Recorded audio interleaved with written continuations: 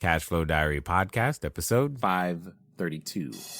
Welcome to yet another exciting episode of the Cashflow Diary Podcast, the podcast that teaches you insider tips, tactics, and strategies for creating leverage streams of cash flow into your life. Learn from top-performing entrepreneurs, business owners, investors, and thought leaders from across the globe as they share their secrets to success.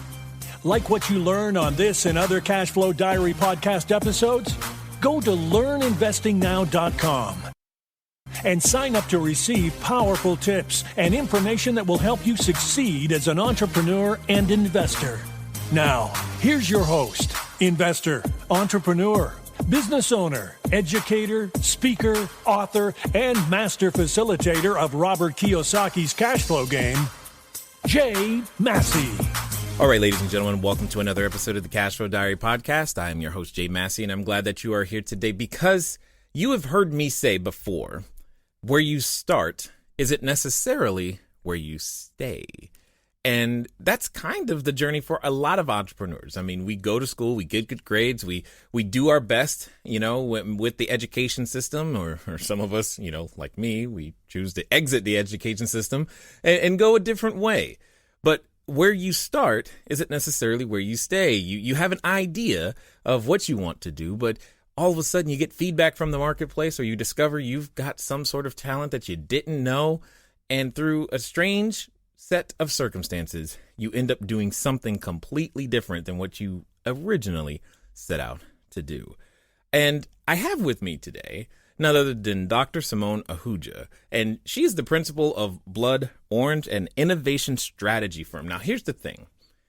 I'm going to bet that we're going to hear a pivot in her story. I'm going to bet that you're going to learn a lot about your own strategy when you go to market and what it comes down to actually make the unique things that your business does happen. In fact, she's got a new book, Disrupt It Yourself, 8 Ways to Hack a Better Business Before the Competition Does. And the key thing I think to understand, ladies and gentlemen, is that it's not if, it's just a matter of when in that particular situation.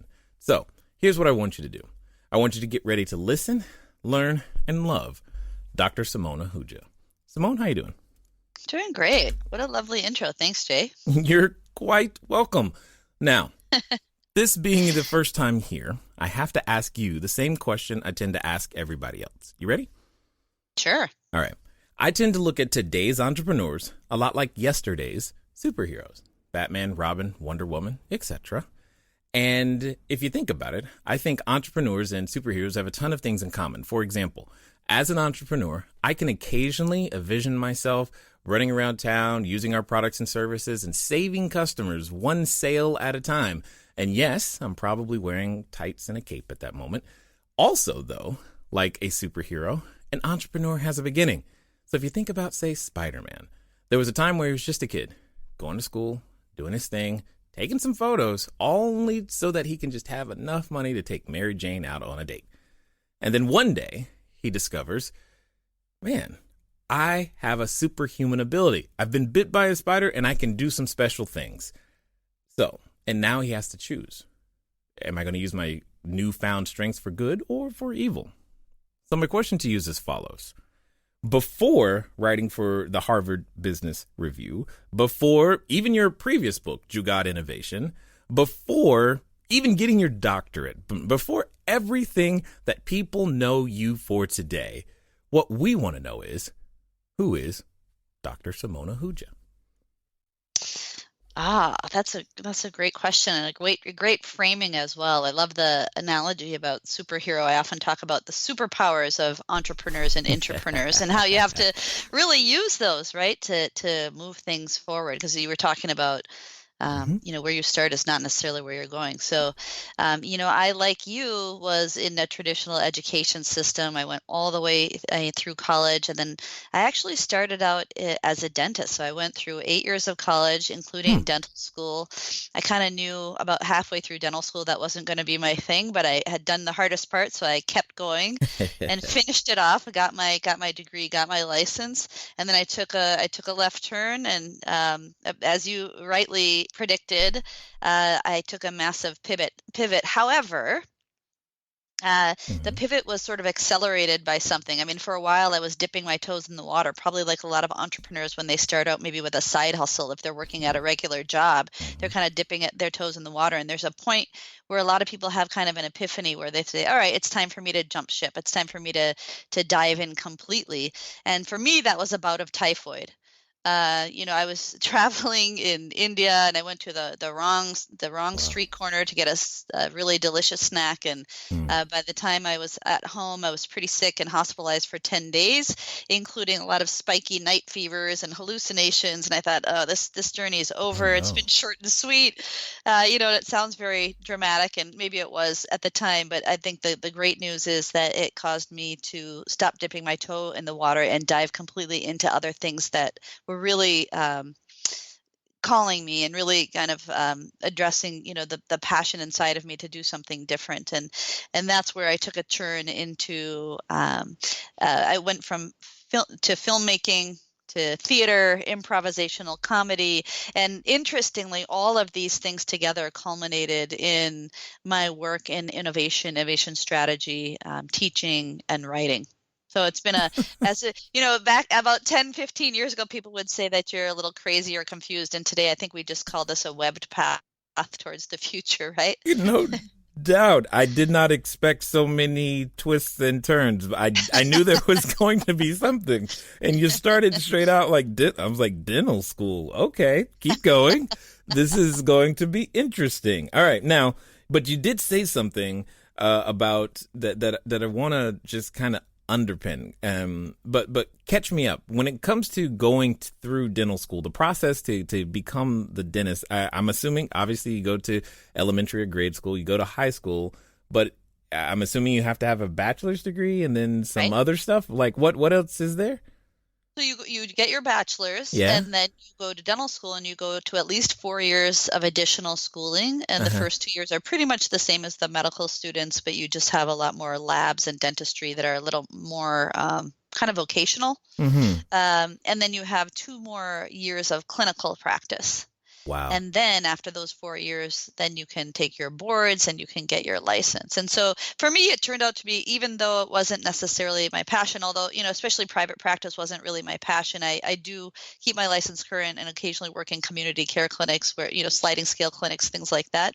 I don't have a ton of time for that anymore, but that's something that, it's an important skill and people don't have access. So I'd like to do that in the future. But that's kind of the path that you have to take, and it can be for me it was a benefit because I was able to work not very much, 15, 20 hours a week, and make enough money to fund my other interests and activities, which really gives you a lot of freedom. I think that's something that all of us are looking for, right? You kind of want to have freedom to pursue the things that are really of great interest to you. And so dentistry afforded me that until I found my feet and found, was more deeply embedded in my new profession, which, so now I don't do a ton of dentistry for income anymore, just for, volunteer purposes.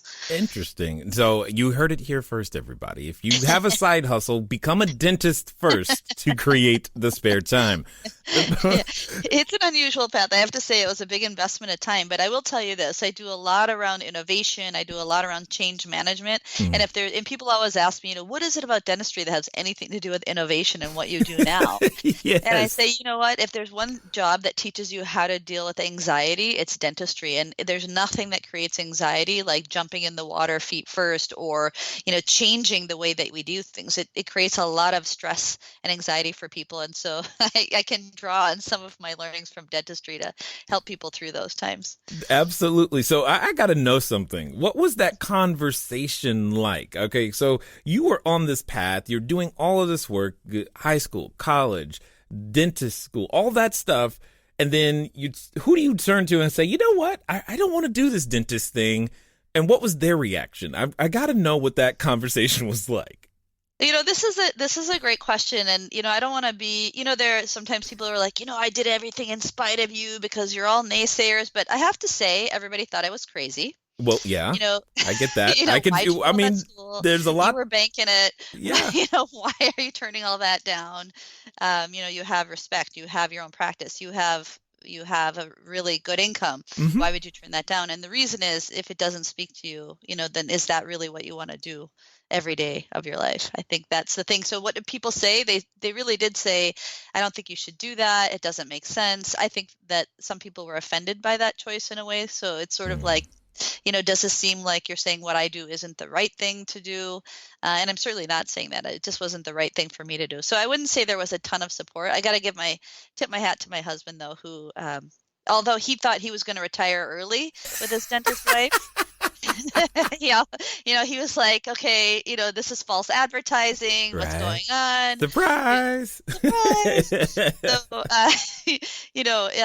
ultimately, he was really supportive as well. And I think that's the key. Is there are going to be a lot of people in any entrepreneurial endeavor, in any shift that's not the norm. There are going to be lots and lots of people who tell you, frankly, there were a lot of people who said you can't do that. So, for example, in this new space where I find great success and great joy, actually, in innovation, there were people that I had worked with initially who said, you can't do that. You can't just shift without XYZ training. You talked about traditional education before, Jay.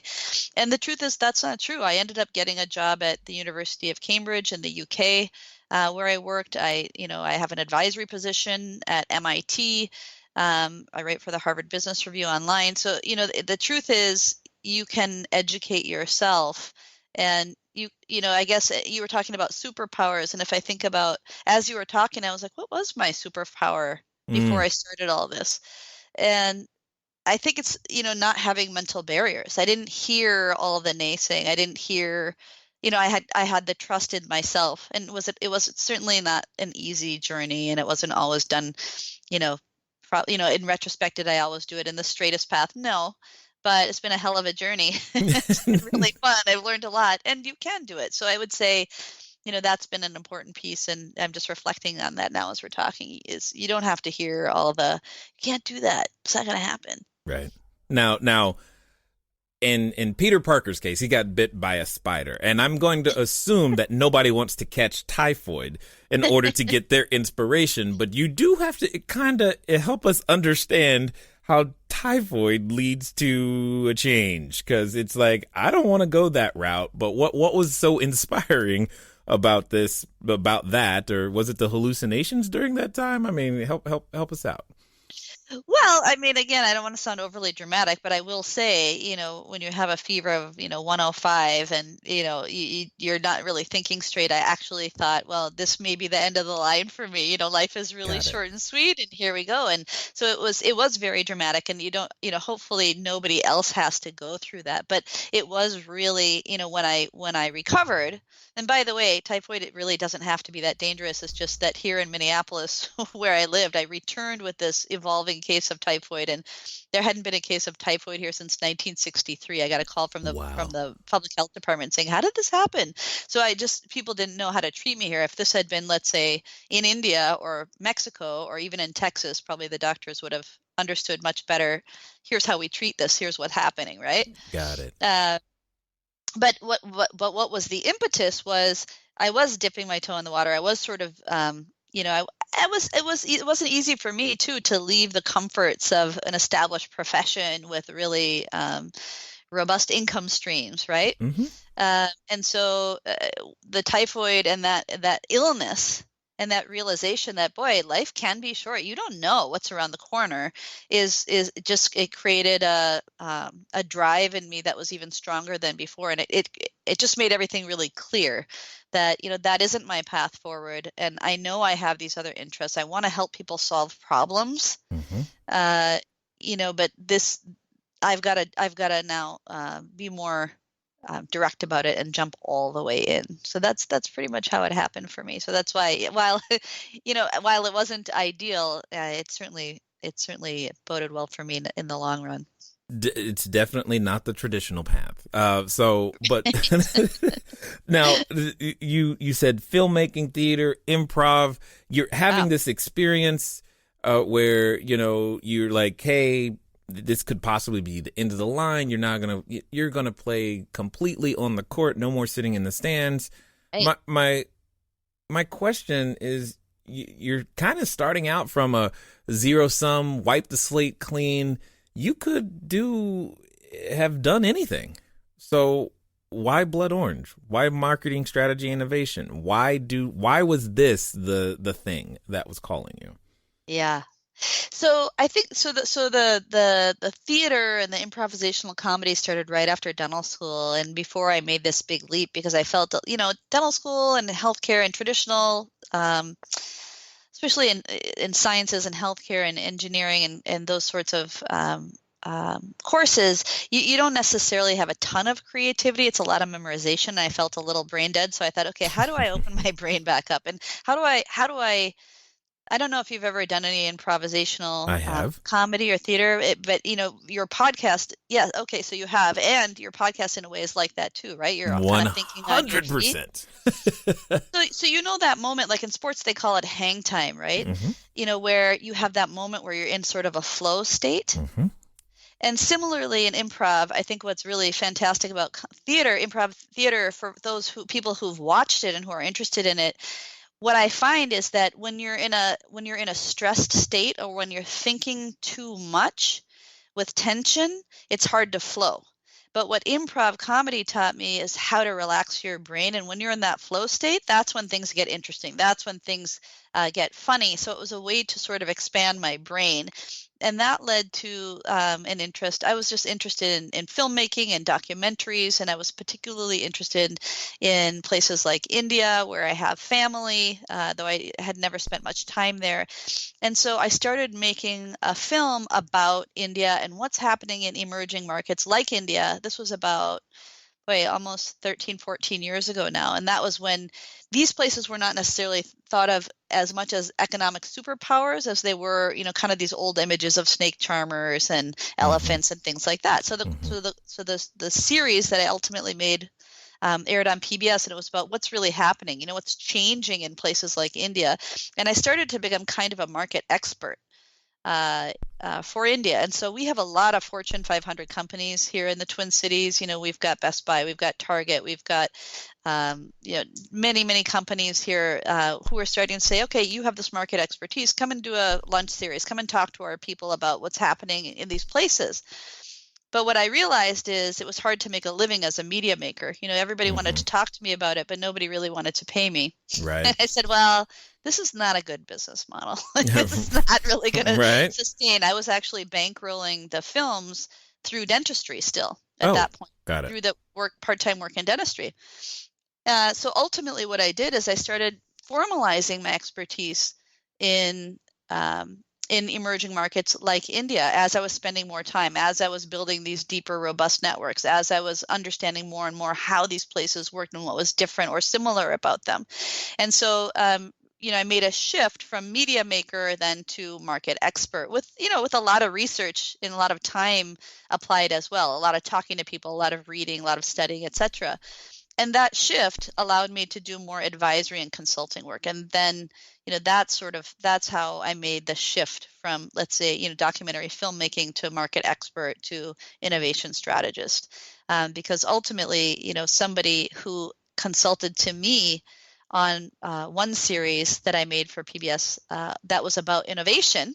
That was actually commissioned by Best Buy as they were thinking about how do we solve big problems even if we don't have a ton of resources, not because they wanted to enter the market, because they were thinking about, people who don't have a lot still have to learn how to solve problems. That person who consulted with me, because I was no innovation expert, I brought an innovation expert in, ultimately hired me, and that's how I started to learn.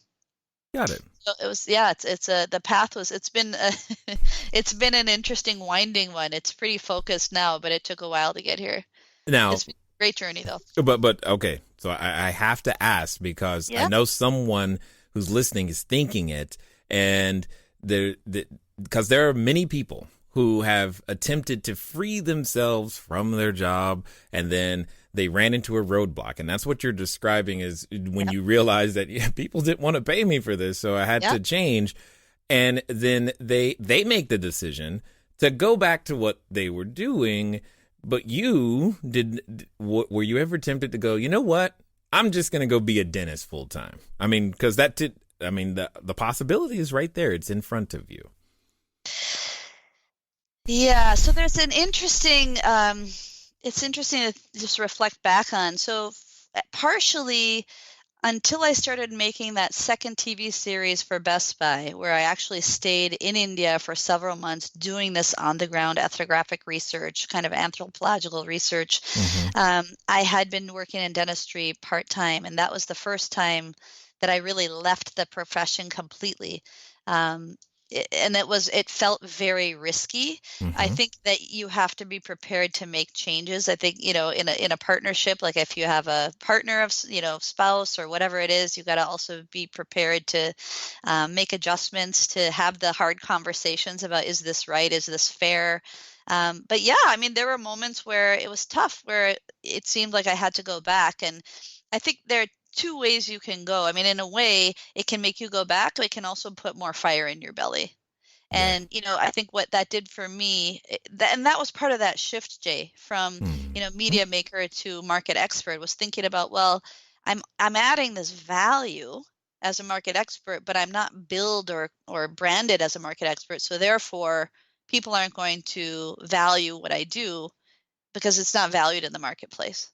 Right. So it kind of created this mindset shift for me, which made me think more carefully about, well, what is a model where I can do the work that adds value to others, that I'm really passionate about, but also sustains me? Because, that's important. I got to sustain myself, my family. Yes, and eating is good. Eating is good. Yeah. So I'm not saying there weren't discussions around it, or I didn't think about it, or my husband and I didn't talk about it.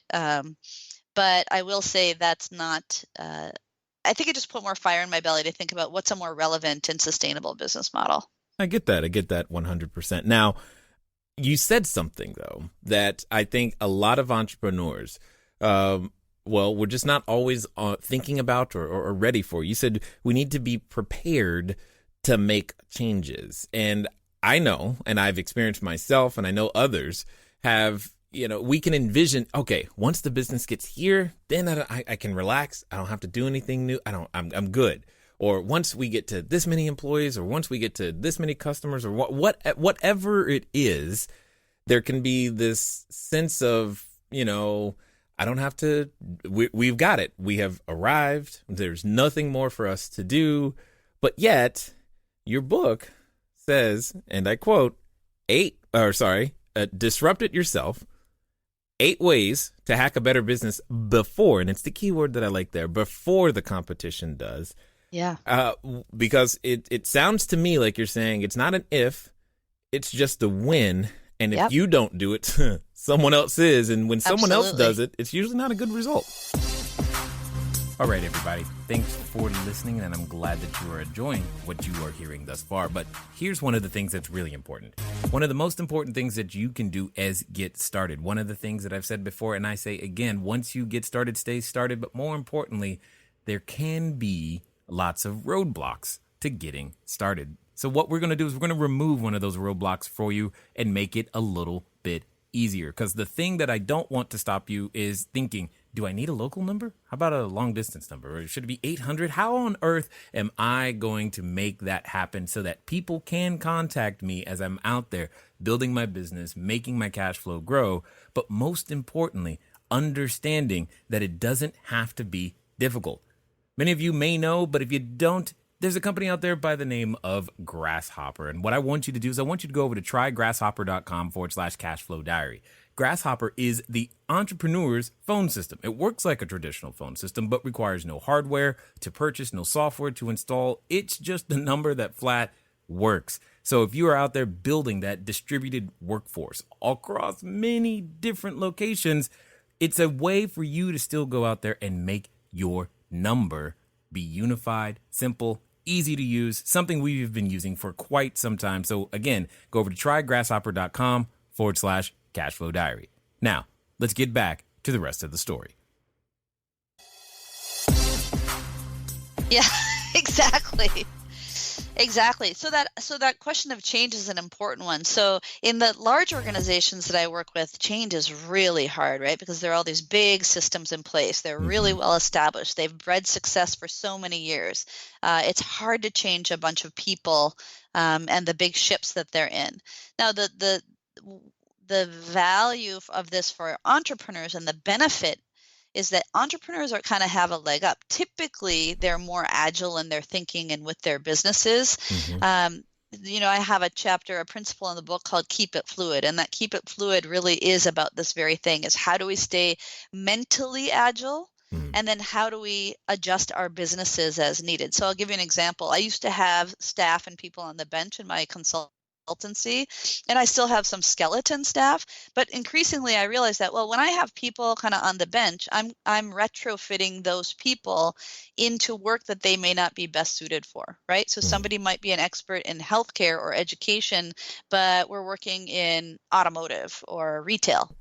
So what I've done now is I've got core staff, but I shifted my model so that I've got a network of experts that I work with that are all over the world, and I can draw on the right people. So that was an example of a really important change, because it took some of the pressure off of having a certain amount of revenue going out to these people who may or may not be working or may not be the right people for a certain project that we have for a client, and then allowed me to have the flexibility to pick some of the best people in the world to work on my projects, and only working on the things that make sense for the client and make sense for that external agent, right? Yeah, and it also sounds like a more efficient use of just every resource, not only time, but also the client's money, for lack of a better way of putting it. Absolutely. Yeah, absolutely. That's right. The client gets a better value out of it. They're getting greater expertise. They're not paying for time that's not really used well.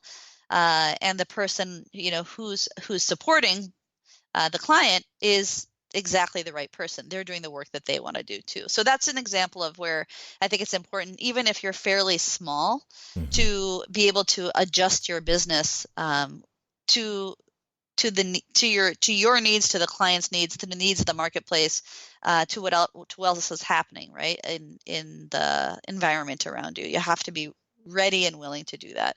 And the other thing I meant by change is, sometimes you have to make lifestyle changes. I mean, sometimes we hear of entrepreneurial stories like overnight successes. That very rarely happens. I mean, for myself, I would say, I'm happy to say I'm finding, some great successes in the last, couple of years here, but it took a long time. And a lot of I sort of enjoyed it because I enjoy ambiguity and chaos a little bit, but, a lot of people wouldn't call the path to those successes very successful. Let's say it that way.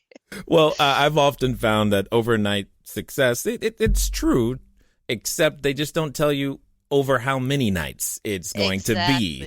And that's really what it comes down to. Now, what are some of the ways, because if I extract the subtitle a little bit, what are some of the ways that an entrepreneur who's starting out today could hack a better business from the beginning? So I think there are a couple of things. I think one of the most important points is that entrepreneurs have to have a deep sense of purpose, and many of them do. And I think that's why entrepreneurs often find great success, right? I mean, it's thinking about going beyond a mission to something people like Salim Ismail at Exponential organizations, EXO Works, calls an MTP, or a massive transformative purpose. So these are things that go far beyond mission. These are things that are way bigger than all of us and bigger than our business. So, for example, Google's is organizing the world's information. I mean, so these are things that become kind of a guiding light or a North Star for us as we go along, and that really help us stay true to what we're doing and the why, the purpose of why we're working the long hours, right? So, there's that expression that, if you don't love what you're doing, it creates stress. But if you really love what you're doing, you don't work a day in your life. And I think that's really true. So I think that is one big thing. I think another big thing, I have something called create the commons as a principle and disrupt it yourself. And create the commons means a couple of things. So one is this idea of, who are we solving problems for, right? How can we think about, how do we solve problems for the greatest number of people? But then who's also joining us in the problem solving process? So I'm sure a lot of your listeners are familiar with a methodology called design thinking and human-centered design, which really puts your end user or your customer, they may or may not be a customer in the traditional way, at the center of thinking about not only are we solving the problem, but what is the problem? not making assumptions about what the problem is, really being empathetic and understanding what are the needs and unmet needs of our end users. So I think that becomes really fundamentally important. And again, I think this is something that I believe that a lot of entrepreneurs are really good at, and I believe why they're able to achieve in ways that are much bigger than we might think, just based on, let's say, the size of their organization or the amount of funding that they have, for example, if they even have any funding. So those are a couple of ways. And the other one is something that you touched on before, which was agility or change, right? How do we change? So I talk about keep it fluid is, what kind of changes are we able and willing to make? So, for example, when the going gets tough, on one end, your change might be, am I willing to downsize my house? Am I willing to max out my credit cards? Am I willing to go to friends and family for funding? Am I willing to take night classes, or am I willing to, do whatever it takes to advance this idea farther? Yeah. And agility might also mean, am I willing to change to better address the needs of the people that I'm trying to serve, or to better solve this problem? I was reading Seth Godin's blog the other day, and he had this blog called "Are You Better Enough?" And I clicked on it because it sounded like something that I often think about and write about. And it was very much that. It was, if you're not drawing people, if you're not creating the pull, are you better enough to do what you're doing? And if you're not better enough, how are you gonna get better so you can really stand out?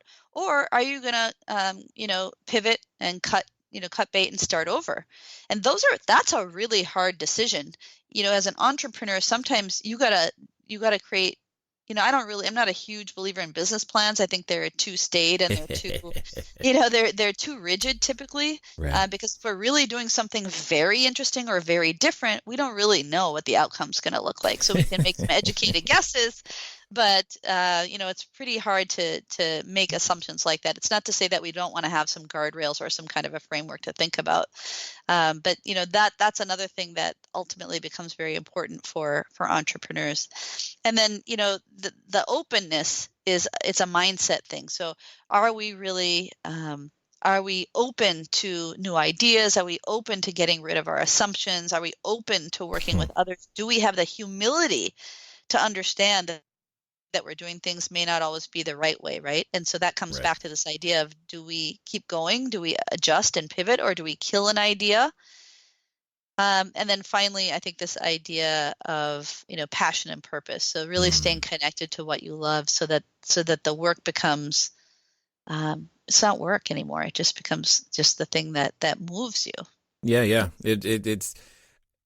I heard it said the other day that it was more about lifestyle integration or work integration. I forget the exact words that they use, but it's like you're never really working, but you're never really not working either, and it just doesn't feel like either one or the other. And what were you gonna say?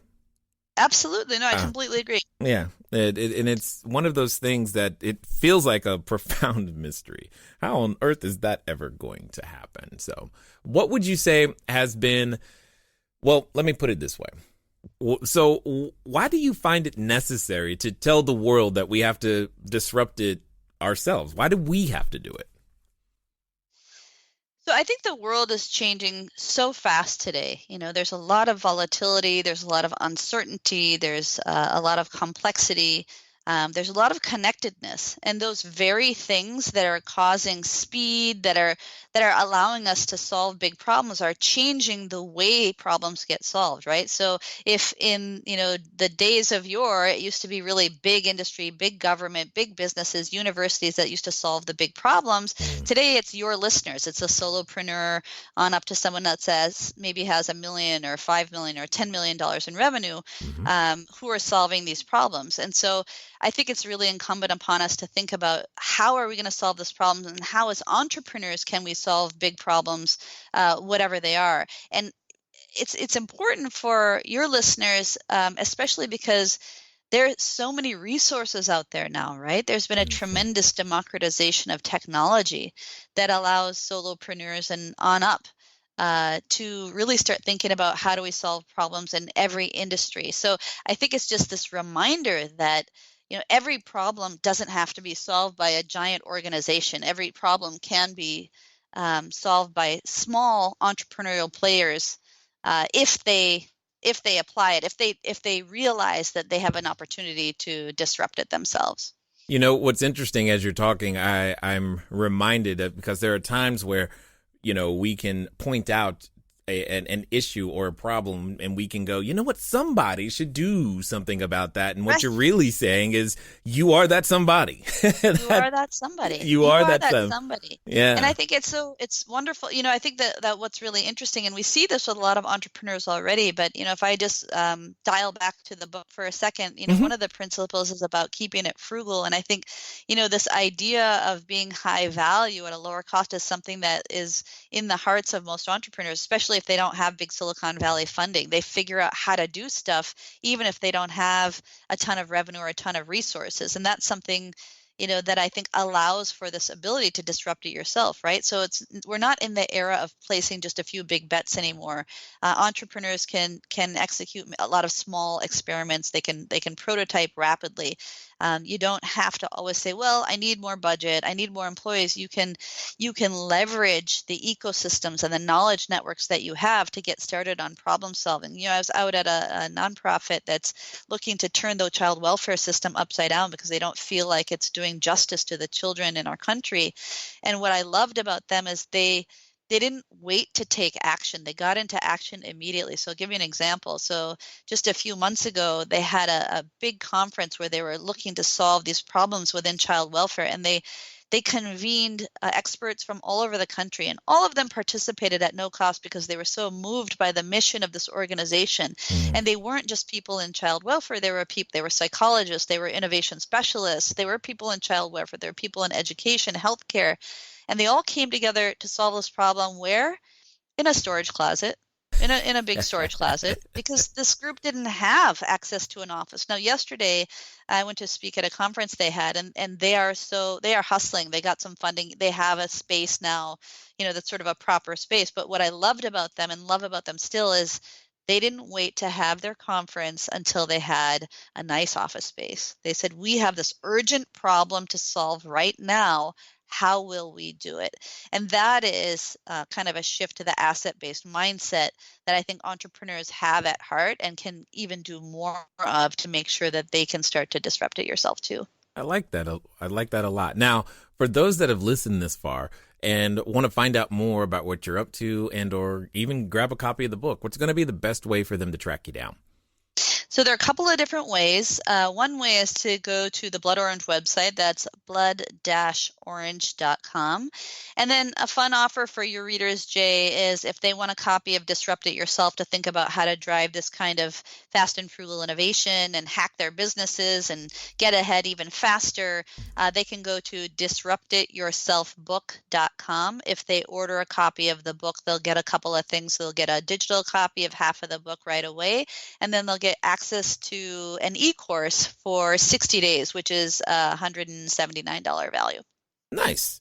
Now, as we wind down, I've got a final question for you because given your windy path, I think it's going to be an interesting answer.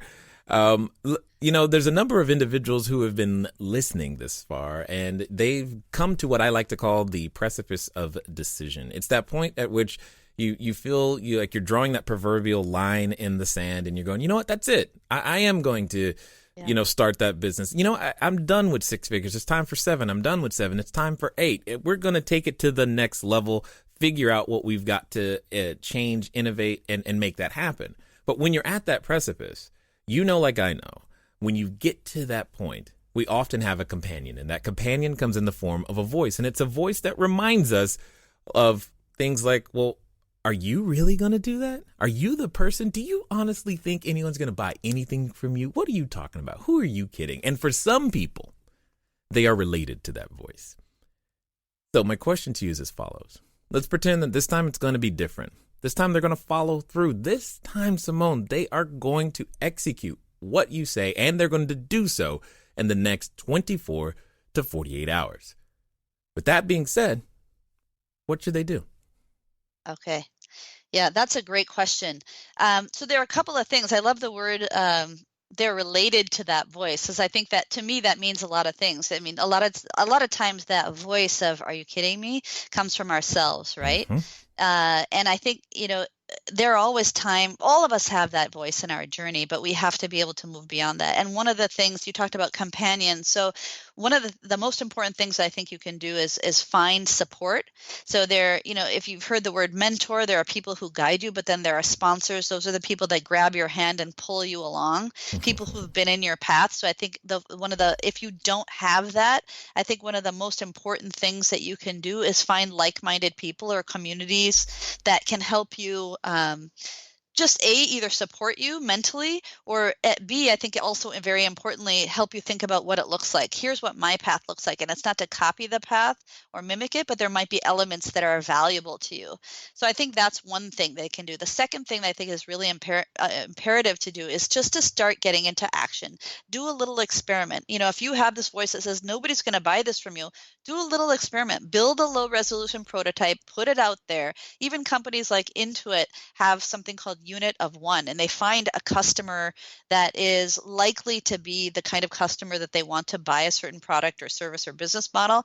And if that customer really likes it, and that starts to grow just a little bit, then they continue with the experimentation. So you can set up something like that for yourself, right? It's almost like, and then do I have almost like a good word of mouth, right? These are like net promoter scores. So you can do tiny little experiments that create very little risk, but give you a lot of information and confidence to go forward. So those are two things I think that you can start to do in the next 24 to 48 hours. Awesome. Love it 100%. And I thank you for, being willing to get out of, not let your prior training and education stay in the way of the greatness that you are and what you're doing for entrepreneurs and businesses, because, your willingness to do that creates the foundation from which others can springboard. And I just definitely wanted to say thanks for taking the time to share your knowledge, your wisdom, and your insight here with us today at the Cashflow Diary. Thanks, Jay. It's been great to talk to you. Appreciate it. All right, ladies and gentlemen, you know what time it is. It's time for you to move at the speed of instruction. Go grab the copy of the book. That's very simple. That's an action you can take right now. Most importantly, that there's that person, that mentor, that sponsor that you've been meaning to reach out to. Do it. When? Now. Why? Because that there's that thing, that fire, that thing inside of you that is seeking some form of expression. And well, if nothing else, you and I both know that maybe you can just wait until you catch typhoid. Then you can decide that you're actually going to make it happen. Ladies and gentlemen, it's been fun talking to you guys today. I look forward to talking to you soon. Until next time.